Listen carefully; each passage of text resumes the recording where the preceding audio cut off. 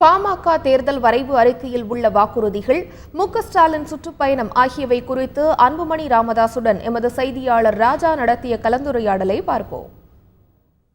பாமக என்பது இலவசங்களை கடுமையாக எதிர்த்த ஒரு கட்சி, எதிர்த்து வரக்கூடிய கட்சி. இன்றைக்கு விமர்சனங்கள் பாமகவும் இதே போன்று மாற்று வழியில் இலவசங்கள் என்று அறிமுகப்படுத்துகிறது என்று சொல்கிறார். இப்போ இது இலவசம் இல்லை என்று எந்த வகையில் பிரிப்பீர்? நாங்கள் இலவச பொருள் கொடுக்க போறது கிடையாது. இலவசத்துக்கு எதிரானவர்கள் நாங்கள் கிடையாது. அது ஒரு தோற்றம். தேவையில்லாத இலவசங்களை நாங்கள் கொடுக்க மாட்டோம். மக்களை சோம்பேறி ஆக்குகின்ற இலவசங்களை நாங்கள் கொடுக்க போறது கிடையாது. இலவச கிரைண்டரோ, மிக்சியோ, ஆட்டுக்குட்டியோ, டிவி பொட்டியோ இதெல்லாம் நாங்கள் கொடுக்க போறது கிடையாது. சேவைகளை இலவசமா கொடுக்க போறோம். கல்வி என்ற சேவை எது இலவசமா கொடுக்க போறோம். சுகாதாரம் என்ற சேவை இலவசமா கொடுக்க போறோம். போக்குவரத்து என்ற சேவை இலவசமா கொடுக்க போறோம். பாட்டாளி மக்கள் கட்சியில் திரு அன்புமணி ராமதாஸ் அவர்களை சீஃப் மினிஸ்டர் கேண்டிடேட்டா அறிவித்த பிறகு பல தலைவர்களை விமர்சிக்கிறீர்கள்.